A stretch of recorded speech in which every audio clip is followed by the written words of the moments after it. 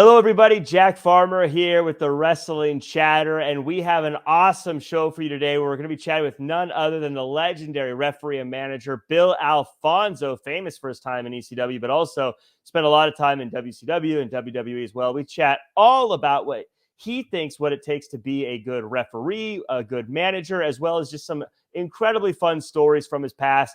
Check it out. Here is the Wrestling Chatter's interview with Bill Alfonso. All right, and I am here with the legendary Bill Alfonso. Bill, thank you so much for taking the time to join us on the Wrestling Chatter today. Hey, Daddy, thanks for having me on the Wrestling Chatter. Hey, sometimes I'll hook it up and I'll listen to you. You always got some cool guests. Oh, very cool. Well, appreciate the support. I like to jump in with what I feel like is a simple question just to break the ice. And Yeah, so I hope that's okay with you. yeah, absolutely. So you are known famously for always calling it right down the middle, Daddy. And That's so my I gimmick. The you Master Champions right down the middle. I got to ask you one, and I want you to call it right down the middle. Does pineapple belong on pizza? Yes or no? Fuck, Daddy. I like pepperoni. So now, is it within the rule book, though? Is it okay to put pineapple on pizza, or is that a DQ in your opinion? Let's go for DQ. I wouldn't order it ever. DQ in the pineapple. You heard it here first, folks. Bill Alfonso calls it right down the middle. He says it's a DQ to put the pineapple on the pizza, ending years of debate. Thank you for that, Bill. We're going to put that one to bed for now. But I want to talk to you, obviously, about your time in wrestling. Let's get into the real kind of questions here. And I want to go way back, way back to the very, very beginning. A good friend of mine, Ollie Spring, he does commentary for Progress out in Europe. We were talking about commentary in wrestling and how wrestling is a niche, but then there's other things within wrestling that is like a niche within a niche. And refereeing is one of those things. I want to talk to you just way in the beginning. How did you decide you wanted to be a referee as opposed to anything else within pro wrestling? I fell into it. My dad came home he had lunch with the sports editor for the Tampa Times, the newspaper, and the wrestling office here, Florida Championship Wrestling, used to comp them tickets to write the results and put their little ad in the weekly sports section. And my dad came home with 2 wrestling passes. Hey, Billy, I got tickets for wrestling. I said, wrestling? I was about 13. I said, 12, 13. I said, wrestling, what's that? I'd never heard of it, never seen it. So I was curious, and I went and seen it and fell in love with it that night. There was Eddie Graham, the blonde hair, Bobo Brazil, Big Mouth. It was pretty cool. And so I started going every Tuesday and watching it and fell in love with the business and started it later on as I got a little older, 15, 16. I started meeting the guys like Rocky Johnson and King Curtis and Mark Lewin and became friends with them and would run and get them sandwiches, pick them up at the airport and stuff like that. And finally they say, and I was 160 pounds max, so Mm-hmm. never wrestle ever. So the next best thing would be in the ring would be a referee. And they said it. They said, Fonzie, you're gonna make us look big. You make a great referee. You love the business. And somehow I wiggled my way into the business in 1978 and been working ever since. And I'm still relevant today. I work every weekend. Tomorrow I'm going to Fargo, North Dakota. Staying busy. So when you got that first time, when they first asked you to be a referee, now I understand when you start in wrestling, like you said, you're picking guys up from the airport and you're doing all that good stuff. But when they said to you, hey, Bill, we want you to be a referee, what was going through your head? Were you excited? Like, this is my chance? Were Yeah. you nervous? Like, oh, I don't know what I'm doing. Like, what was the first day like? Somehow I was a natural because remember, I had been around the wrestling world since I was 12 or 13, watch every Tuesday on TV and so on. And then started meeting the guys. So I was already like, it was so natural to me. But of course, Mhm. I was nervous. I get nervous today. Like if I go through the curtain, the gorilla position at Madison Square Gardens, I'm freaking nervous. If I go this weekend, I'm at the gorilla position, ready to go through the curtain. There's the music. I'm still nervous, and there's 600 people. You know what I mean? So, of course, I was nervous that day, but I was good at what I did. Thank God. that was Well, those nerves. It's so good to hear that you still have the nerves, because I think so many people, those nerves never leave. Before I came on Wrestling Chatter. Are you kidding me? The wrestling. Well, that's definitely appreciated. I work with a company called Santino Bros, and we do shows. We also train wrestlers. We also train referees. And so you obviously are a legendary referee before we get into all the other stuff. But what advice do you have for someone who's getting started in refereeing? What are some things you look for in a good referee versus a bad referee? Some of these shows that I do around the country, sometimes they ask me to do a seminar, and I'm not really great at seminars, but I do it more for the managers, and I do like the referees and some wrestlers attend. I do it like a question and answer thing, and I communicate really good with them. I just say, hey, true to the business. You can tell if somebody loves the business if they're natural, pretty much, you know. Mm-hmm. Just be themselves, man. Yeah. Do you follow any of the wrestling today as far as what's on big network TV, WWE, AEW? And if so, are there any referees out there that you're a big fan of? No, I flipped through. Everybody's young, man. Female wrestlers, Mm-hmm. referees, black, white, Asian. Everybody's freaking young and beautiful. Mm-hmm. And they seem to enjoy it. They're doing great. Times has changed. It's not the old days where, you know what I mean, where we worked the angles and with Dusty and Dory Funk or Terry Funk back in the day. And it's changed, man. But everybody's doing a great job. Do you have a preference because you obviously are a big personality. Do you like it when referees have a little bit of personality when they're out there, or do you prefer them to be Of course. disappear in the background? Hey, Vince McMahon took the word wrestling. It was World Wrestling Federation. Now it's it's world entertainment. We're entertainment, brother. Yeah, you gotta have a little pizzazz. You Mm-hmm. know, when it's your time, you better be able to step up to the plate, Daddy. Well, we talk about stepping up to the plate, and you had to step up to the plate because eventually you went from being a referee to a manager. And I think that's what most people know you as today, as a manager. You're right. I'm still relevant because of ECW. It's got a cult-like following. It's never gonna die, I guess. But yeah, from there. But people know that I refereed for 25 years before I walked into ECW in 1995, May 1995, and Paul Heyman thought it'd be a great idea for me to do the managing thing. Yes, that's what I'm known for. What was that like? So you go to ECW and you're like, "Hey, I'm a referee," and then Paul Heyman just says, "Well, actually, we're going to make you a manager." Or what? I was What was that situation like? Did you pitch it? Did you want to be a manager? no, I get a phone call. I had just left WWF. Mm-hmm. I probably was still on Monday night because we used to tape one live. We would do one live show Monday. By the way, I was on the first Monday Night Raw ever.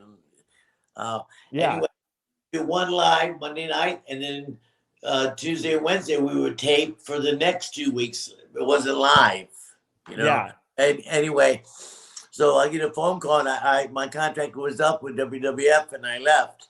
I get a phone call from Paul Heyman, says, "Hey, we got a company in Philly called ECW." Now, I never worked an indie show in my life. I worked for Florida Championship Wrestling, NWA, Mm-hmm.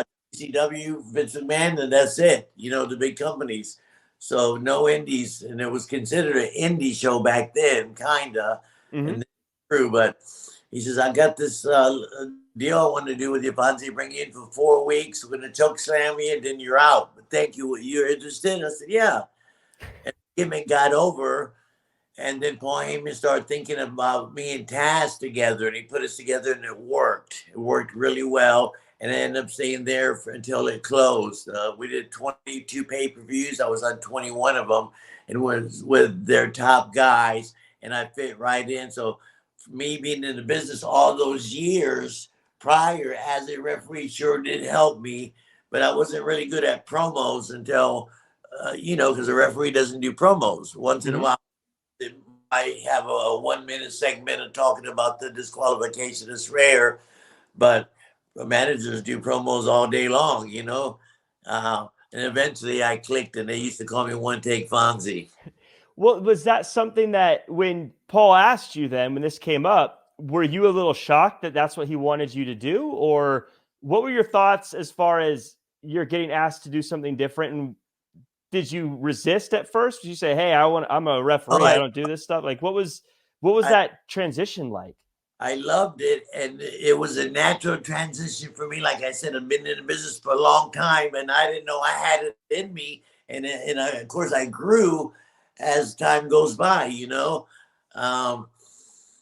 Um, and I enjoyed it. I didn't think I could do it. Paul Heyman knew that I could do it. He knew, and we were on a team there, and it just worked. It just worked. Because Taz had about 4 or 5 gimmicks before they put it with me. He was Tasmanian, he had the long hair, his monkey boy, it was this, he was that. He never got over, not because they put it with me. He never got over telling me he became Taz himself. Taz is like that, he's a Mhm. tough guy, no bullshit.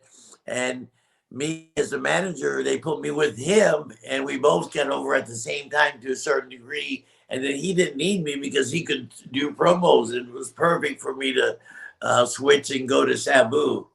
Yeah.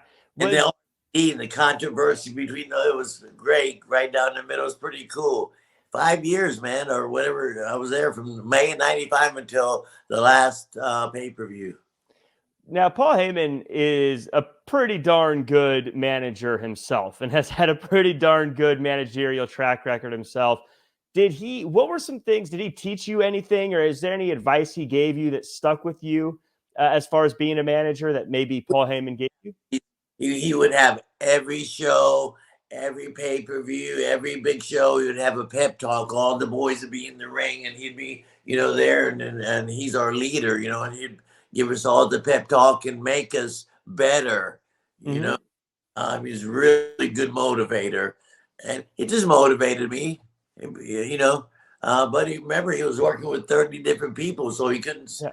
personally handpick me, and I was his guy. But, he's telling everybody what to do.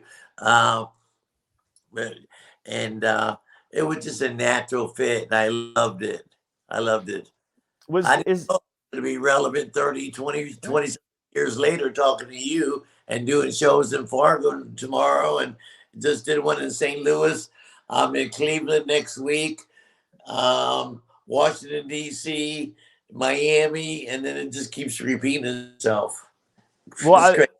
I'm gonna want to get some of the details on how people can see you for sure in a little bit. But I do want to ask again, as far as being a manager goes, do you have advice? Again, I work with people who are training to be managers, learning to be managers. Is there anything I could take back to them and say, look, one of the best to do it, Bill Alfonso. Here's some of his advice. What do you think are things that people who want to be a pro wrestling manager should do or learn or think about when they're out there performing? I think they better love the fucking business because, listen, there's probably 5,000 wrestlers that are excellent. There's probably hundreds of referees that are badass and can do the bit. And there's a lot of managers out there that can be excellent. But the problem is there's only 100 contracts in this company, there's only 100 contracts there, and there's only a little bit over there. And you're going to be working a lot of indie shows, and you can't make a living working Friday and Saturday because you're not going to make 70, 80, 100 grand, 200 grand, 300 grand on the indie shows. It's just impossible when there's 500 people in the audience. But you better love the business, you know what I mean? And that helps a lot, you know. Yes. But there's always a chance. Look, I work for this company in Florida called CCW, Coastal Championship Wrestling, and they have a pretty good damn little company. They draw good, and they run to 2 or 3 times a month. And um, since I've been with them a couple of years, off and on, I think 3 people have been signed. So Oh, it's very cool. the right time with WWF at the in Orlando at the NXT and all that. Um, Being in the right place at the right time and having talent. I see a lot of talented kids out there and young athletes, men, women, and black, white, everything. But there's only limited contracts, brother. You know, Yeah, is something that you obviously stand out for is, and by the way, I do love what you just said about having passion too, because it's also one of these businesses where you're just going to get outworked by people who do love it if you're not in it because you love it, for sure. But I want to talk to you about one of the things you're most known for, probably one of the most iconic parts about you and what you did is that old whistle, that old referee whistle that you'd blow all the time here.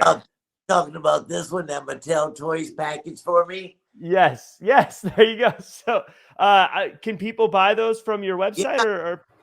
I have limited supply. I bought a bunch of them. I was on an airplane and met the guy, and it was Mattel Toys. He said, Fonzie, we're not going to make you a fucking whistle. We're $1 billion company. But I know this guy in San Diego. He'll hook you up, and he did. He's got a wrestling company there, and he makes them for me. And yeah, you can get them. They're still available.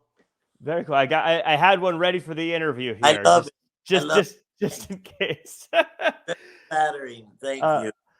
So I want to talk about this because to me, it's the most memorable part of watching you out there is that whistle and how you'd hear it throughout the entire match. What was the perception of it in the locker room or with the people you work with? Were they annoyed by this whistle being blown constantly? Did they love it? What were their thoughts about it? Everybody got used to it. When Paul Heyman gave me the whistle at the first night I blew it was at ECW Arena, our hometown in Philadelphia, sold out. I was just talking with Taz as my new gimmick. I'm wearing the Taz and the hat. And Paul Heyman comes up with this whistle. I said, a whistle? I was kind of embarrassed to blow it, but I blew it a little bit. And then the next week, we were back in Philly or wherever. I didn't have the whistle. I said, hey, that's your gimmick. Where is it? So I had to go get another one. And then I fell in love with it, and I blew it more and more. It became a trademark. And here I am 30 years later. You know, it was pretty cool. It was pretty cool. Actually, I look back at some of those tapes, and I think I blew it a little bit too much. But if you didn't know my name, you knew I was the guy who blew the whistle with Van Dam and Sabu. I loved it. As a fan, I loved when you were blowing the whistle. It was obnoxious, but it was like in a good way, you know, like wrestling should be a little obnoxious, right? Yeah, we love thing. I was a bad guy. I was a heel back then, and you know, but we were characters. But about that time, that's when it started, where there was no good guys and bad guys. We were just characters, you know, Right. Sports entertainment. The Well, heel baby faces were gone. The evolution of it was changing. Like today, I just mentioned earlier, you put on WWF or AEW, and it's all kids 21, 22, beautiful in the ring with great bodies and fire. Is crazy in a good way. It's, you know, for and sure. they're selling out wherever they go. Both of them. You know, and you talk about the lines being drawn between good guys and bad guys, and you worked with some folks that I think were the embodiment of that. People loved Taz, but he wasn't exactly out there being a friendly, nice guy when he was in the ring. But that makes me want to ask: when you're paired up with Taz initially, do you guys just get along right away? Are you guys right on the same page? Did you guys have to like talk and figure out like how is this going to work? How did that look for you? We were in the dressing room. It's all a family, and it just worked. Taz had a lot of respect for me because I had been in the business. Thank God I was around for 25 years when me and Sabu met. And I told him the first match I refereed was between the Sheik, his uncle, and Terry Funk in the chain match. I told him that story. I said, and the Sheik stabbed me with a pencil. I still got the lead mark right there. You can see it. And he loved that story. Instantly, we bonded. Instantly, because of that story. And the same thing with Taz. Taz knew I've been to Japan 13 times and refereed the Great Fujinami and Ric Flair in front of 65,000 people. It was crazy. And it made the cover of the Japanese magazine that weekend. It was pretty cool. I had instant respect from Taz. And so it worked. I guess if you have his respect, you probably get everyone else's respect pretty quickly there as well.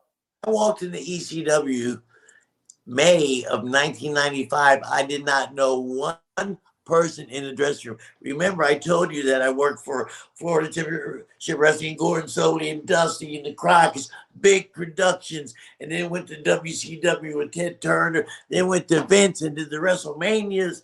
And, you know, I'm not Hulk Hogan, so when I walk into a hotel with Hulk Hogan and the barber and this guy and Macho Man and Lex Luger, oh, we've been waiting for you right away, service like that. But if I walk in by myself with a nice polo shirt, a pair of jeans, and say, can we help you? Yeah, I have a reservation. We'll be right with you. But if I walk in presentations, everything, if I walk in with a fucking beautiful suit and a Submariner and nice luggage, oh, we've been expecting you, Mr. Alfonso. So appearance is everything. Right. Yeah. 100%. And yeah, it's got to be an interesting transition to go So from. I walked in Yeah. the dressing room in May of '95. There's Tommy Dreamer, Sandman, Taz, this guy, Mikey Whipwreck. I didn't know one fucking guy in there. Not one. It's unusual because, you know, I'm working with Sting and Luke and all these guys. I never met these guys. So I said, damn, I don't know anybody in his locker room. And Paul Heyman was creating his own stars, man. And look, everybody knows Sandman, Taz, Van Dam, and Sabu, especially Sabu. Well, Great. and to me, I feel like that's a great place to ask this question is, I always like to figure out how people think and like what's going on in their heads and how they approach different things. You were at WWE, you were refereeing it for WrestleManias and things like that. But then you found yourself in ECW where you didn't know anybody. It was indies, as you said. For a minute. Mentally, what was your like, were you feeling a little beat up? Like, man, I was at WrestleMania. Now I'm at this place. Obviously, it works out for you for the best. But in the moment, You're right. Fuck. I didn't realize what I was doing because I had paid my house off. I had money in the bank, nice cars, I had all that shit. So I was still enjoying wrestling, and I still am today. Fucking is fantastic. I didn't look at it as going as a little fish in a pond. I looked at it as, and not a big fish in a little pond. I just looked at it as work, and I was a part of something that was growing. After a year there, I said, "Man, this thing, there's nothing like it."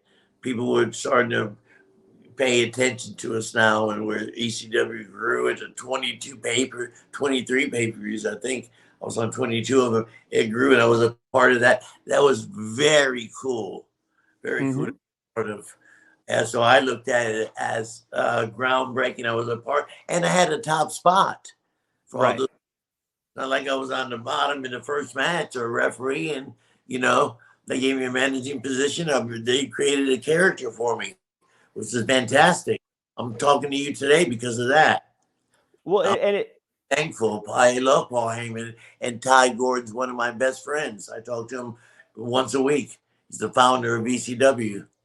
Well, and it goes back to what you said earlier. You have to love the business because I think a lot of people, Right. if they were with WWE and then lost that, I don't know if they didn't love the business. I don't know if they would have taken the next step to go to an ECW. But what looked like maybe a step back at the time turned out to be the biggest step forward in your entire career. And it's kind of a good message, I think, to people to know that don't give up just because at the moment it feels like you took a step back. That step back might actually be the thing that propels you forward.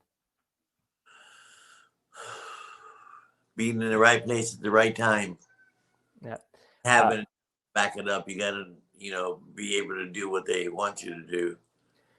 You have managed as you're at ECW. I definitely want to talk about the guys you managed, and there's a lot of great managers out there, but you may have in the shortest period of time the most diverse group of wrestlers to have been a manager for. When you look at Taz, when you look at Sabu, when you look at RVD, three great wrestlers, three very successful, entertaining guys, but I think they're all about as different as you could ask for. What was it like changing between each of them? The contrast was what made it. Didn't look like we belonged with each other. Here I am with Van Dam, managing Van Dam, the most gifted athlete, one of the most gifted athletes in the business. Really, he is. Yes. And Suicidal Sabu, unbelievable. And Taz, look, we were competing. The ECW wasn't competing. We were on TV with WCW and WWF and ECW, the third company. And it's very flattering to have this done. In 1997, they had managers in WWF, Jimmy Hart, all these guys, and they had tons of managers in WCW. And guess this is a work, the magazine gimmick. But Pro Wrestling Illustrated, they gave ECW Manager of the Year.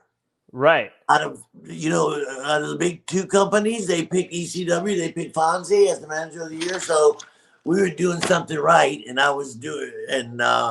love the business. I fell right into it and was good at what I do. Well, I can tell you, you guys were definitely doing something great. I'm here on the West Coast. Many for a long time, to get my ECW fix, I had to go tape hunting and search around. We didn't have access to everything like we do today, where I could just hop on YouTube. I had to, as you know, back in the day, I had to go figure out how to find the weekly episodes and things, and then find RF videos and all that stuff. Yeah, so it was, not to go down that rabbit hole, but that was just a fun time in wrestling where you'd find things and discover things. You had to earn it, to hunt things down as opposed to just Googling who somebody is. I get guys come up to me in their early 20s. Like this weekend, I was in St. Louis doing a show. There's about 500 people, and it was Pro Wrestling Epic ran the show. It was Alton, Illinois, but you flying to St. Louis, about 30 miles away. Yeah. And had some guys after the matches and stuff. I was signing a couple pictures or whatever. And he said, "Man, I love ECW." I said, "Brother, did you come to a live show?" He said, "No, I was too young. I was two." I said, "Well," he said, "Peacock and I'm a big wrestling fan, period. My dad's been around the business, so I was raised around it. So like I said earlier, it's got a cult-like following." Yeah. And anyone who's listening to this who hasn't checked out ECW, just hop on Peacock. You can watch all of it. It's crazy how easy it is for people to watch now. But it was definitely one of my favorite times as a wrestling fan was watching that kind of stuff. And I'm on a lot of it. I'm on all the ECW stuff. I'm on a lot of WWF stuff. I'm on a lot of WCW, Florida Championship Wrestling. I was there, did hundreds of matches, thousands of matches. Here's one.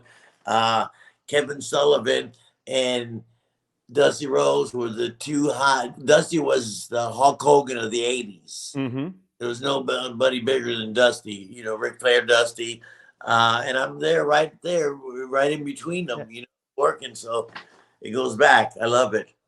Is there a match or a time or a moment to you that stood out as just like probably the biggest or most high energy or craziest crowd you've ever been to? What stands out to you as a moment where it felt like the arena was at its most electric for you? Or for the match or whatever the situation you were in, obviously. Stuff because WWF was sports entertainment. It was Vince wants the doctor, his wife, and the two kids at ringside. Mm-hmm. ECW, their clientele was 19 to 33, 80% male, hardcore, boom, excitement. You fucked up. We started getting a chance. All that came from was ECW. ECW by far. The other stuff was tamed to a certain degree, but old Florida wrestling was kind of like ECW back in the day. Kind of. Hey, I know we don't have a lot of time. You want me to show you some pics and walk you through my office? Yeah. Let's see some of the memorabilia you have there. This is a few things. I'll show you some cool pictures. We're talking about Taz. Yeah. My boy, he's doing great, by the way. AEW and his kid Hook. Oh my God, they're doing fantastic. You know a guy named QT Marshall? Oh yeah. Yeah. He's in the office there, and he's came to work. I was on a few shows with him recently, and he says, "Fonzie, we're talking about you, maybe for the summer or something. But anyway, Joey Morella, God bless him. I should have been in Yep. the car with Joey that night. I just left the company. Usually the referees at the end of the night Yeah. will ride together because, we're the last ones there. Right. So anyway, I should have been in that car. I was somewhere else, and we lost Joey Morella, Grills Munson son. Damn it, Joey. Here's an indie guy, Matt Justice, badass. You know Yeah. him? He works a lot for the GCW. Yeah. I managed him for a while. It was a tour in Japan in front of a beer steakhouse. ECW Nice. Dreamer, all the boys there, the Dudley guy, Shane Douglas, Fonzie. You heard about that steakhouse? Very famous. Oh yeah, yeah. They get the jackets there. Yes, everybody's Yeah. got jackets on, Daddy. 1993, Hulk Hogan and Yokozuna, WWF. We did 5 countries and 7 cities in 7 days. England, that's where I got these. Picked up some of this. So, Hulk Hogan and Yokozuna, 7 cities, 5 countries in 7 days. And this picture was at the London Heathrow Airport with the guys on the tour. I don't know if you can.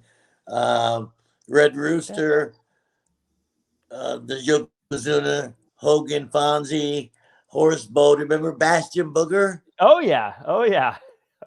There's Bam Bam Bigelow, the Steiners, Jimmy Hart, Tito Santana, Owen Hart, the Samoan SWAT team guys. There's 2x4 Ho, Jim Duggan. Oh, Jim Duggan, yeah. Yeah. So man, you got the whole crew there. Yeah. So my life's been documented. Right. And I've been lucky enough to, been around the world and had a great time, and always picked up the leather jackets from Tokyo and Berlin and Germany and stuff. In my office, there's a big convention coming up. River City Wrestling Convention is in Jacksonville every year. That's coming up. I'm on that with Sabu, Pitbull. Hey, Harley Race gave me this belt. It was the old NWA before he passed. He didn't have it made for me. They were making them, and he got one for me. He was a hell of a champion. Cool. Jack Briscoe Ward, Dusty Ward, Ric Flair Ward for a while, and then got that new one made. Let's see, sort of like WrestleMania 9 backstage pass, some luncheon memorabilia. This is one of my favorite pictures. Andre the Giant. He stepped on my foot in 1982. Listen, it's a true story. He stepped on my foot. I was refereeing a match of his, and he backed up, and I was behind him. He had somebody in a turnbuckle pounding him. I said, break, break, break. He took a couple steps back and stepped on my right foot and squished it. That was in 1982, right? Yeah. It still fucking hurts today. Every once in a while, it swells up. And I told my wife, I got a beautiful, tall, blonde Hungarian wife. Oh my God, I'm the luckiest guy in the fucking world. I said, babe, my foot, I think I have the gout because my foot swells up about 2 or 3 times a year. I got to buy a size 11 instead of 10 and a half. Yeah. And she said, and it was from where Andre stepped on. He's got a little crack in the bone or some shit. But there's my guys. There's Van Damme in Tokyo. Oh, I just did a thing with Vice TV. They flew a camera crew to my house last year. They were here in my office last week to our interview with about Sandman. They're doing an episode about Sandman. So they wanted me to get some bunch of stuff up about the Sandman. We work a lot of shows together and conventions and so on. He's got a Fonzie shirt on there. Can you see it? Yeah.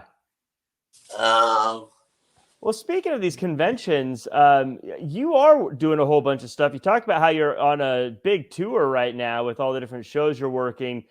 Where can people, if they want to check out some of the shows you're working on, what are some of the companies you're currently working with, and where are some of the conventions or shows you're going to be on next?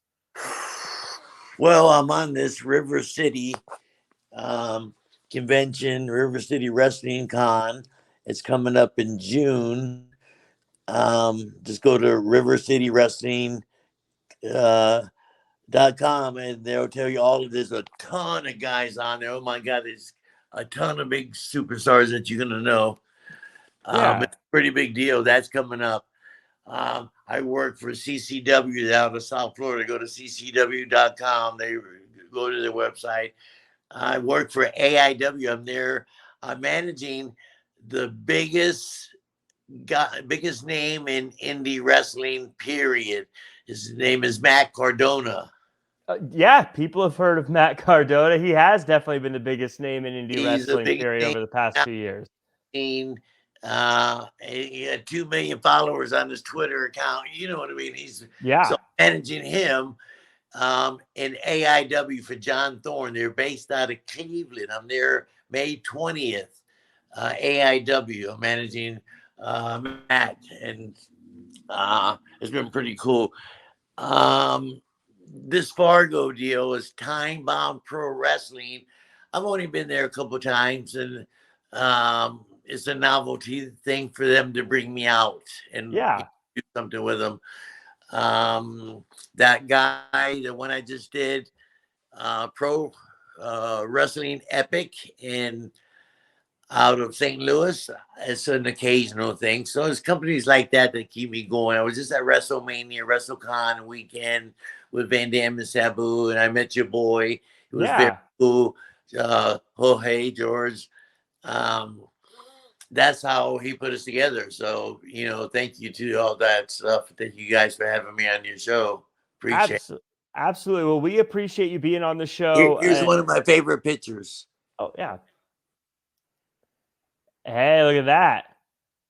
I love Francine. I see her at the convention. She's still beautiful. Oh my God, she's so beautiful. So she's graffiti Fonzie's name on the wall. But anyway, she's pretty cool. So are you guys. Congratulations. I'm proud of you for doing what you're doing. You love the business just like me. Absolutely. And I appreciate you taking the time, Bill. Is there anywhere people can follow you online? Do you have a social media, Instagram, Twitter? On Twitter all the time. I put all my stuff on Twitter. I do a lot of promos, and they posted like this promos up the ass about this Time Bomb Pro Wrestling. Go on Twitter. It's all over Twitter about Time Bomb Pro Wrestling, the show coming up tomorrow. I'm wrestling a manager guy about my size, in a no DQ match. Remember when I wrestled Beulah? Yes. And almost bled to death.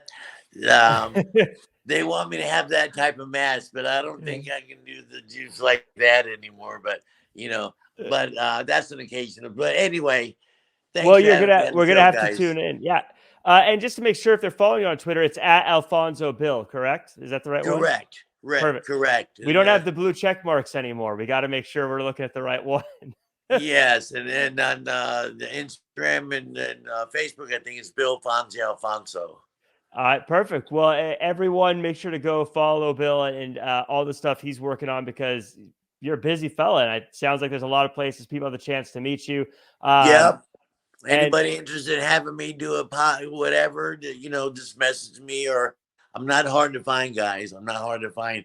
I'm a great host. At WrestleMania, I was out there with your boy George. Yeah. George didn't invite me to this, by the way, George, who is our super producer, George Hermosa, not on screen right now, but he should know. Could have used an invite. I'm going to blow the whistle on him next time. I know it, Daddy. I wish you were there, but so we worked in the daytime, like from 10 to 4 or something. We were at the WrestleCon. So a bunch of ECW fans, they were really cool. And they were fucking wealthy or whatever. But anyway, they say, "Hey, Fonzie, we're having a WrestleMania party in our room. We can't get tickets or whatever. Yeah. You want to come be a host for a couple hours and hang out with us? We're all big ECW guys." So I did. They had a giant suite and they paid me big money. It was fucking very cool. So, but anyway, guys, I'm glad to be on the show. Thank you so much, man. There you go. Possibly you could book Bill as well if you reach out to him and have the dough. But thank you so much for being on, Bill. I appreciate it.